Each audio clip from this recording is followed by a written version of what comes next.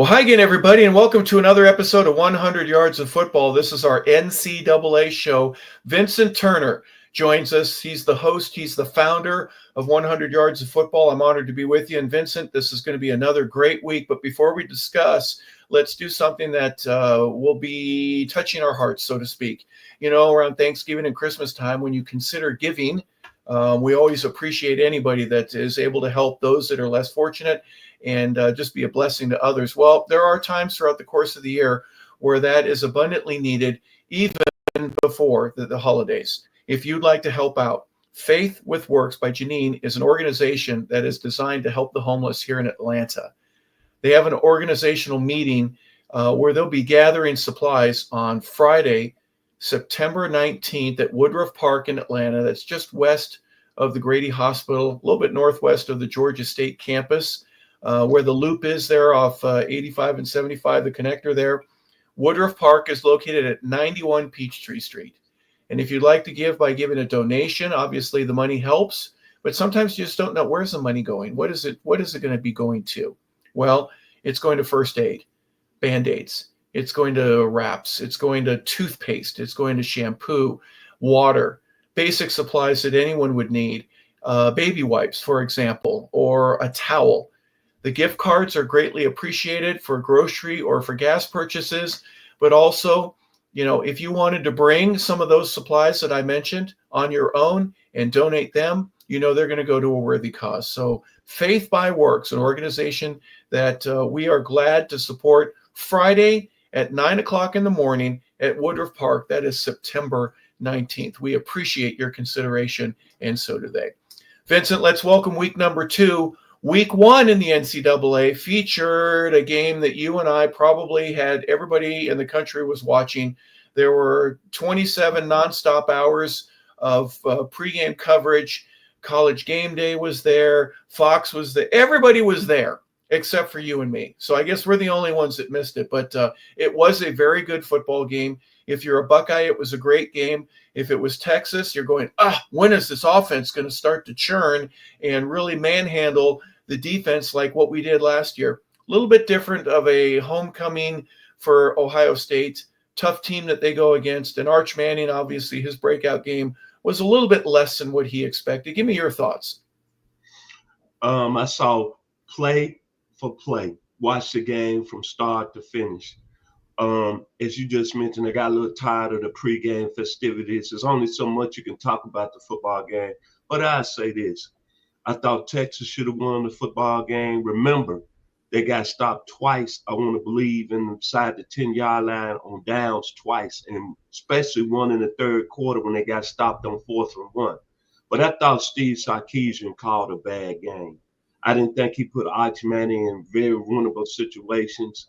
And basically, everybody wants to put it on Arch Manning, but you got to put it to the head coach who's supposed to be the play caller.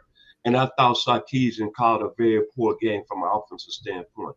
But overall, you got to give credit to the Ohio State defense. Caleb Downs is what we all thought, the best player defensively in the country. And it turned out to be a pretty good football game. But that Texas Longhorns team hopefully will bounce back in the upcoming weeks. Yeah, I think you got to deal with 19 and 20-year-old kids, Vincent, too, that are a little bit nervous. You know, they probably didn't play as relaxed as they would in week 6 or 7. And a lot on the line for obvious reasons. You know, when things don't work, it wasn't the greatest, most entertaining game you're ever going to see because there were some mistakes made. But the defenses on both sides, I thought, were game ready and season ready. So that's a good thing for that. Well, let's look into this week. Let's look at our first game. We were talking about last year just a little bit. The 3-9 Oklahoma State Cowboys are looking to rebound from a disappointing season and going against really a team that ended up being number 1 in the country all throughout last year. 13-1 was what they finished up.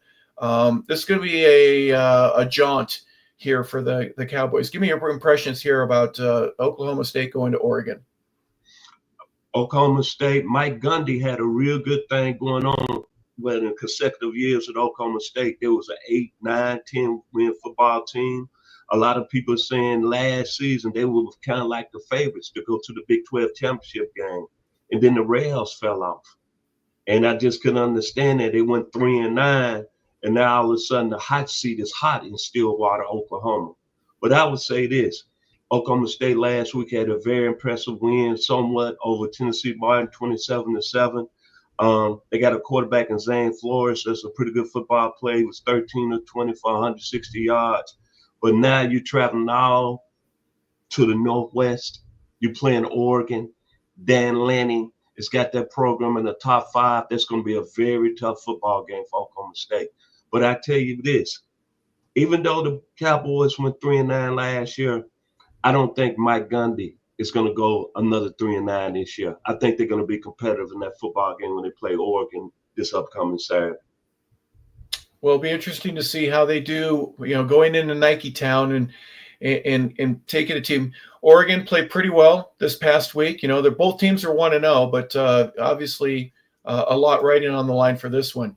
I was a little surprised when South Florida beat Boise the way that they did. They did a fantastic job defensively of shutting down a team that last year was basically unstoppable. The thing about Boise last year is their defense, if it was just a little bit better, they could have, been a lot more competitive. I'm not blaming them for anything. I'm just saying that's my critique. It's just my opinion.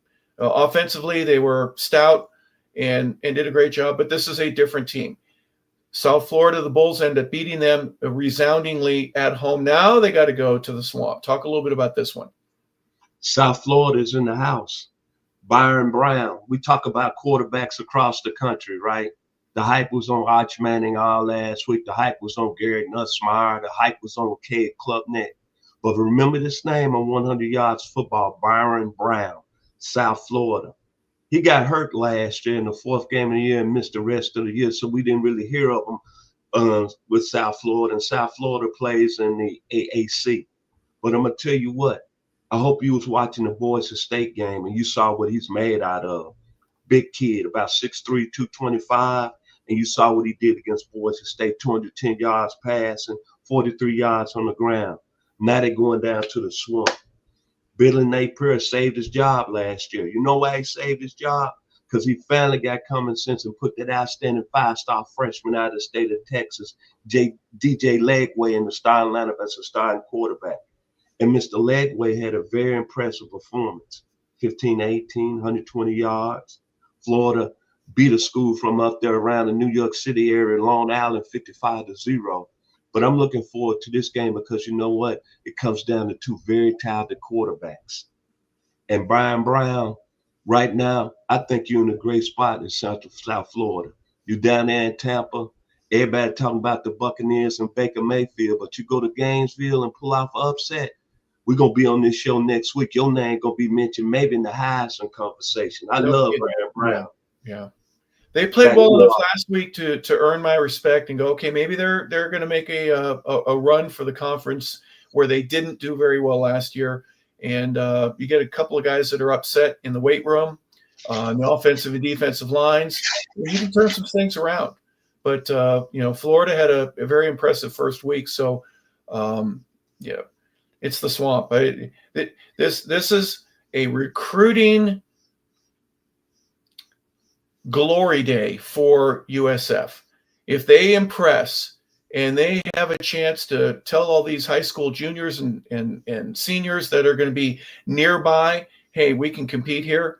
Your 3-star kids, maybe a few of the 4-stars that don't want to leave the state but don't get to Miami or get to play for the Gators. Maybe they don't go up to Tallahassee and play for the Seminoles. They say, hey, I got an option there at USF. So that to me means a lot, and I think that could be a part of this game as well. No question about it. I mean, we're talking about Power 5 schools and across the country. Think about this. Everybody was talking about Boise State was going to be that school. Yep. And South Florida wiped them up on the floor up there in Tampa. Now everybody is saying, hey, man, what kind of squads this South Florida team has? And think about this. South Florida goes into Gainesville. Now, I'm not saying they need to win the football game, but think about they have an outstanding showing. Then you know who they play the following week, Hart? They play the U. There you go. They play the U, Miami. So think about they split them 2 games. Somewhere they find a way to beat Florida. They lose to Miami and say they lose to Florida and they beat Miami. They 2-1. We're still gonna be talking about them, one of the top teams in the country, maybe representing the Power 5. Yeah, yeah, absolutely. So big things on the line there for the Bulls, and obviously the Gators get their first home game. They're both 1-0. Another two teams that are 1-0 will be playing in Starkville, Mississippi. The Bulldogs Bulldogs had a win last week, 34-17. Arizona State, the number 12 team in the country still.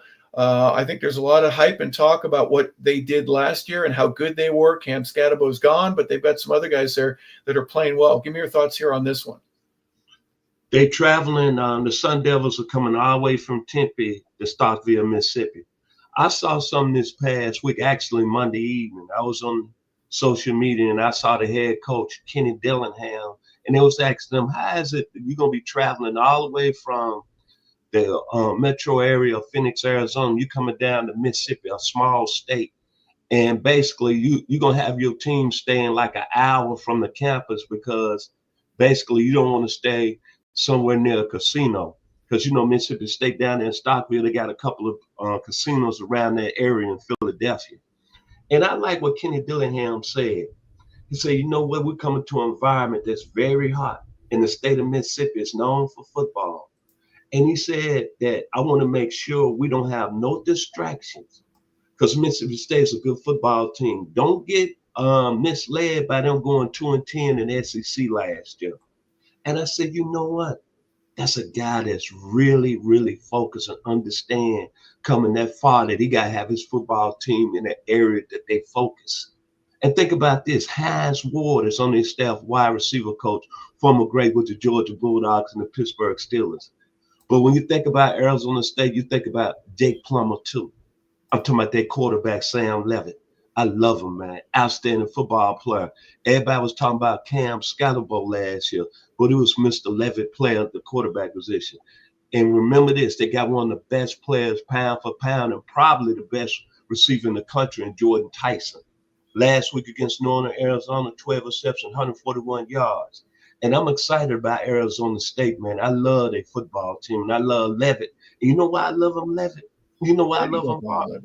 Why? Because he's a great name. I don't know.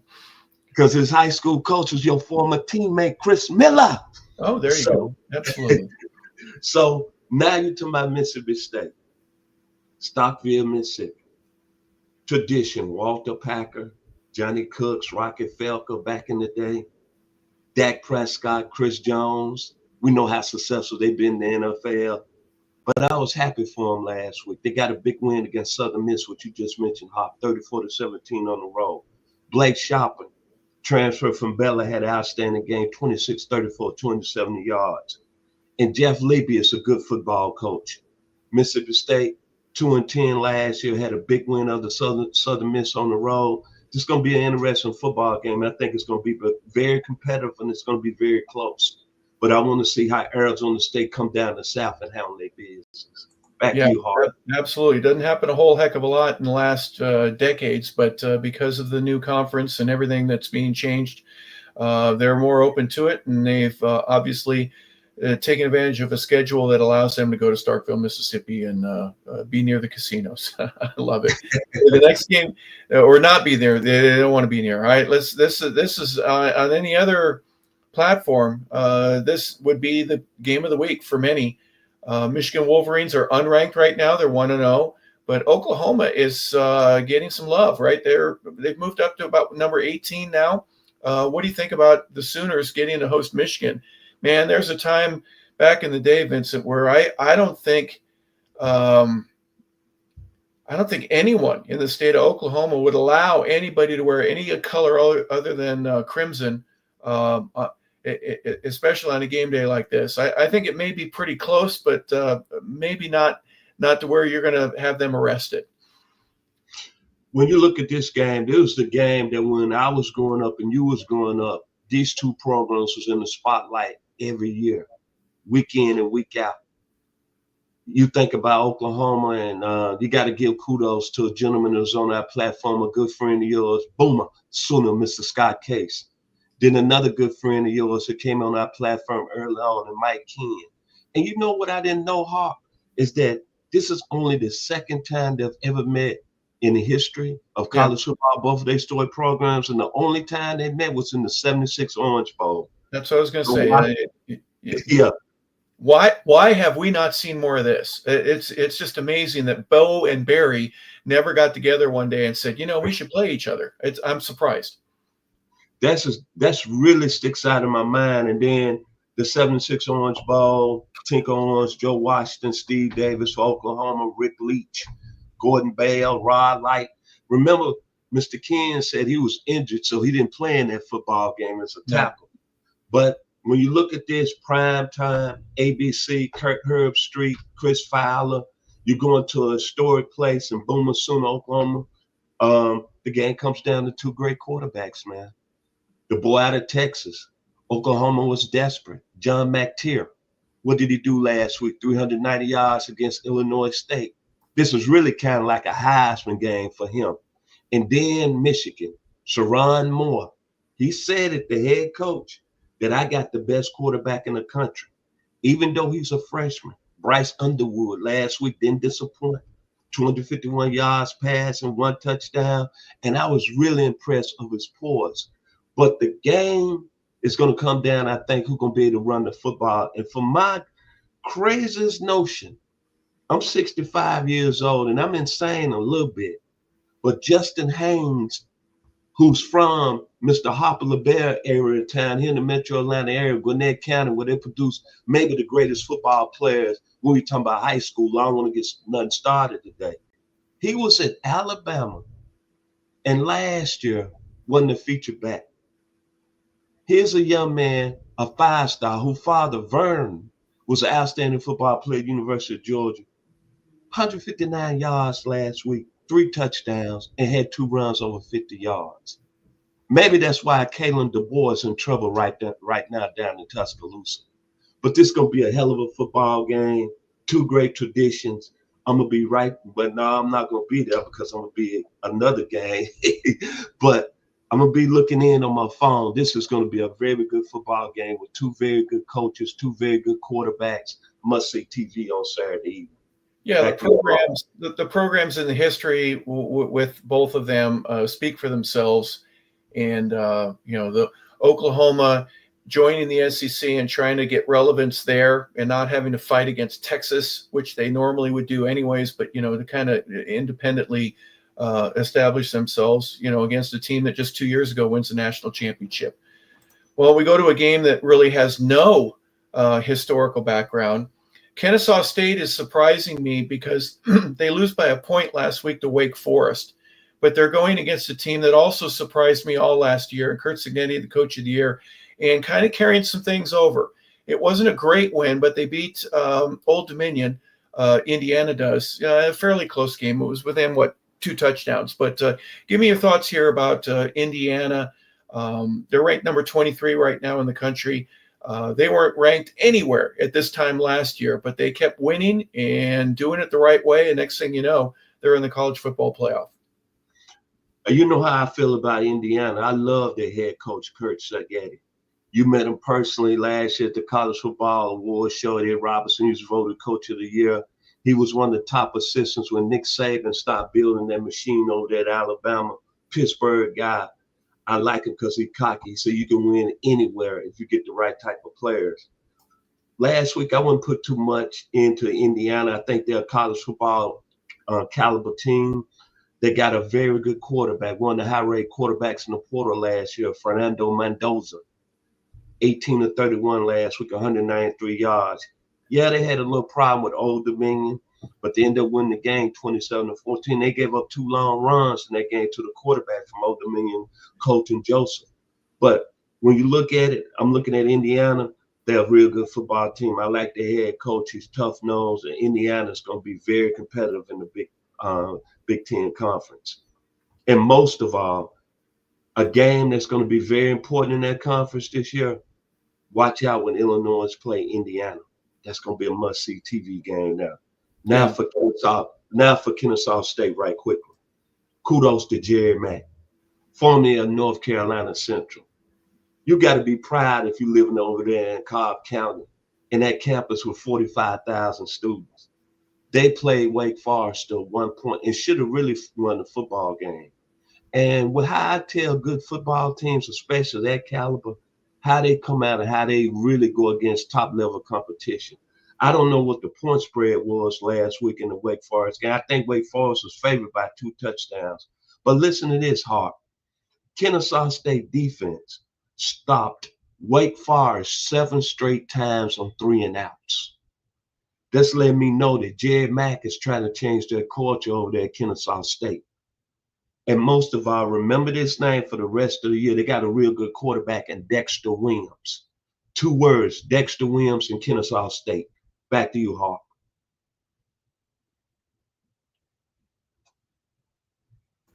Kennesaw is just looking to not just to show up, but, to represent. They keep it close against a team that has been scoring points like crazy over the last couple of years. But you mentioned the defense, and, it's the money game for them. Everybody knows it. I'm not going to deny it. But if you play well, like you did last week against Wake Forest, and do it again against a team like Indiana, you certainly open up, Conference USA thoughts against Liberty. You got Western Kentucky. You got a couple of pretty good schools that are a part of that conference, and who knows what can happen from there. But obviously, that's going to be a game where Indiana highly favored and should end up winning that game. Last one we're going to look at here today is Vanderbilt and Virginia Tech. Vandy ends up winning last week. Virginia Tech loses against South Carolina. It's really one of the feature games where we go, we pick a team that lost from the previous week. But one of the things I want to talk about with Vanderbilt is something that has nothing to do with the game of football, but has something to do with the business of football. And Diego Prado, the quarterback for Vanderbilt, during the offseason, he sued the NCAA and said that I played a year at junior college, and that should not count against my eligibility. And the judges listened to and made a decision on this, and they voted in his favor. So to me, this was a benchmark decision to where everybody that had played previously said that counts. You're in college. You may not be at the university level, but if you're at a junior college, even for a year, that counts against your eligibility. And for guys that are wanting to play 3 years and then eventually leave to go to the NFL, Vincent, that has been the path forever. And one of those years, if you're at a junior college, it counts as in terms of your eligibility. You could redshirt and literally be a sophomore after a year at junior college, and then you can leave. Now you get an extra year. So this is for the guys, in my opinion, that aren't going to go to the NFL and want to play in college for an additional year for either the fun, for the experience, to get your degree, whatever it is, and they don't really have the highest of NFL aspirations. Your red shirt, your gray shirt, and now this open the door for a tremendously improved, quote-unquote, career at the college level. I just want to make sure that I said that. All right, now let's talk about the game. But hold up now. You brought up a good point a couple of months ago that I started thinking about. And what happened, what you just stated. You said take advantage. This is what my lead host, Harper LaBelle, says. Even though a kid getting an extra year, take advantage and get your degree. What's you saying, Harper? I take advantage of it before it takes advantage of you. See how things work out.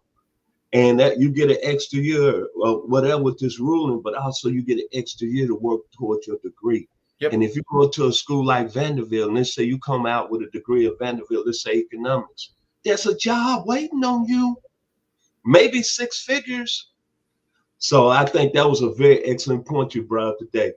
The guys that they know they're not going to the NFL, you got a great opportunity to improve your education and really step up, especially if you're at a school like Vanderbilt. Yeah, and real quick, one other thing. Let's say you get your degree. If you go to college, at a junior college for a year, you're halfway to get your AA, and then you spend 1 year at Vanderbilt, let's say, like Diego does, and now he's got his AA degree, and he's working towards, he's a step ahead with another year of eligibility. You could even start your master's classes, or at least have some of that taken care of. And if that's your goal, right? When you go there and your parents, your family, your friends say, hey, go there to play football, but get your education. I think this is a great way to do that. It's at the school's expense, but it's also for your empowerment. So, yeah, I appreciate you talking about that with me. I think that's an important key that everyone and their brothers going, they don't care about education anymore. You're in many respects absolutely right. But for those that do, for the kids that are at Colorado State or New Mexico State or Northwestern forever, it doesn't matter. Wherever you go, this allows for an additional year. And I think in a way, it's a really good thing. Now let's talk about the Vanderbilt Commodores. Let's please do. Diego, I'm going to call him Mr. Diego P. A couple of years ago, we didn't even know who he was. I think he transferred from New Mexico State, I believe. Yeah, when the coach moves, he goes along with him and about 5 other guys. Thank you. Okay, can we not say he's made Vanderbilt football very enjoyable, and maybe people putting their eyes on Nashville based on the fact last year they beat Alabama, they ended up going to a bowl and beat Georgia Tech, and he came out this year and said, hey, our rivals up there in Knoxville, we're going to beat them this year, and we're going to be a force in the SEC East. I like Diego P. He's got Vanderbilt football back to the days of my boy, who's the #1 player in the city of Memphis, Raymond Buggs. I know you're watching today, baby. Vanderbilt is relevant, and they're going up to a very tough place, though, Virginia Tech. Last week against South Carolina, people don't understand this. Virginia Tech was in that football game in the fourth quarter. It was only trailing 10-8. And had opportunities to take the lead in that football game. And they gave up 2 explosive plays to South Carolina, ended up losing that game 24-11. This is a big game for their head coach, Brent Pry. And you're going up there on Saturday night in Lane Stadium up there in Blacksburg, and they start rocking that Metallica Sandman. Hey, man, this is going to be a very interesting football game on Saturday night. And I think it's going to be very enjoyable. But I think when it's all said and done, I want to see the outcome of Vanderbilt is going to be able to take a victory up there, and where Mr. Diego P is going to be talking the next week in the media when he's come out for his press conferences representing Vanderbilt football. Very interesting game. Might be the best game on the docket for us this week. Back to you, Hart. Well, let's look at Vanderbilt's coming schedule. Number 10, South Carolina. They're there. They go to Columbia. They got Georgia State, Utah State. Then they go to at Alabama. They get LSU, who's ranked number 3 in the country. Missouri, number 7, Texas. They got Auburn, Kentucky, and then they finish up at Tennessee, and they're ranked right now. Are you kidding me? So I think they've got one of the tougher schedules that I've seen all year. You know, you got 5 different opponents that are already ranked going into it. They beat Charleston Southern at 45-3. Congratulations on that. But now the work really begins, and it starts with them playing well. Any thoughts here about the Hokies? They end up losing to South Carolina last week, but give me your thoughts here about Virginia Tech. It's all about their quarterback, who at times looks very talented, K-Ron Drones. Last year, 15-35 for 221 yards, but he had two key picks in that football game that would really change the outcome in the football game against South Carolina. They got a real good receiver in Donovan Green, who had a nice game last week, 94 yards receiving. But when you look at overall, it's all about the quarterback, K-Ron Drones. He plays well. Virginia Tech has an outstanding chance to win this football game. But I want to say one other thing about Vanderbilt before we leave today. They got a very good football player, very talented tight end by the name of Eli Stowers. He might be the best tight end in the country. Might be a top 10 pick. He's a very special football player. Yeah. But when you look at the game, one thing I'm enjoying, it's going to be a really loud atmosphere going up the Lane Stadium up there in Blacksburg. I'm telling you, even the days back to Michael Vick, his brother Marcus, they get really loud up there in Blacksburg. You know what I mean with that brown liquor, as we all say, playing that Sandman, Metallica. That's all I'm saying. Back to you, Hart. Yeah, well, it'll take a good Vanderbilt defense to shut them down a couple of times, force a few punts to get that crowd to quiet down just a little bit. Hey, Vincent, there's some other games this week that we're not going to feature, but we may want to talk a little bit about, starting with Iowa at Iowa State. I was surprised last year that Iowa State played as well as they did. That's a 12 o'clock kick That'll be on Fox. Stanford is at BYU. Virginia's at North Carolina State, and Ole Miss in Kentucky. I saw Ole Miss last week. They are good. Any of those stick out to you? On the Iowa State game, Rocco Beckett, father was a first-round pick with the New York Jets back in 2000. Iowa State had a very big win over Kansas State in their opening game, won last week in their second game. That's a team I'm watching to see how good they progress throughout the season. I think they're a very good football team. And if they beat Iowa, then we might be talking about Iowa State, maybe the favorites in the Big 12. Yeah, they got a chance, right, with some of the things. West Virginia goes against Ohio. Why am I bringing that up? One, West Virginia is going to Ohio. It should be the other way around, but the way they worked that one out. And Ohio loses to Rutgers 34-31 at Rutgers, right? So Ohio is, in my opinion, a team to be considerate of. And you better bring your A game if you're going to play well against a team that you should normally consider, the average fan. Oh, that's a cupcake game. There's nothing cupcake about Ohio. JMU, James Madison, goes to Louisville. Alabama, Birmingham goes to Navy. Any of those stick out? Jeff Braun, Louisville. A lot of people are saying that, hey, he has a team that should be able to challenge in the ACC and go and be a college football playoff 12 team. Got a quarterback over there, Miller Moss, who was at USC. Now he's under center. I'm looking very closely at that Louisville team. Yeah, they're and James Madison is proven over the past couple of years that you better bring your A game against them. They will be very, very happy to beat you and very willing as well. Jackson State goes to Southern Mississippi in the Battle of the Deep South. North Carolina will rebound. They go to Charlotte. Again, it should be the other way around, but they have a home and home with one another. And then Army takes on Kansas State. That's one of the games that I'm interested to see how the military schools and the cadets do. They both had, well, not Air Force, but let's just say Army and Navy both had very, very good seasons last year. It's year to year. You never know what you're going to get with Army and Navy, at least in my opinion. But they go to Kansas State, and Kansas State looking to rebound from the Iowa State loss. Any of those stick out for you? Avery Johnson, Kansas State, as you just mentioned, they lost the opening game to Iowa State. Last week they struggled, I believe, against South Dakota State. Kansas State, this is what I want to say. This is a game that we want to see where you at. We want to see where Avery Johnson. Remember, a lot of people's talking about him being a Heisman candidate. And Kansas State just hasn't played well their first two games of the season. They 1-1. Very important game. Army is going to be a tough out. Back to you, Paul. There you have it, folks. There's a look at the Week 2 preview here for the National Collegiate Athletic Association, the NCAA games that will be taking place this week. We've tried to preview those, and hopefully you have a better understanding and a little more interest in how these games turn out. That's what the goal of the show is, and we appreciate Vincent, the founder and co-host of 100 Yards of Football. I'm glad to be on with him. We appreciate you being a part of the show as well. So we just want to say thank you, everybody, for tuning in. We want to say thank you to all of our listeners. And please, if you get a chance, Faith with Works, remember them when it comes time to giving. So we appreciate that as well. Have a great and fantastic day, everybody. We appreciate your time.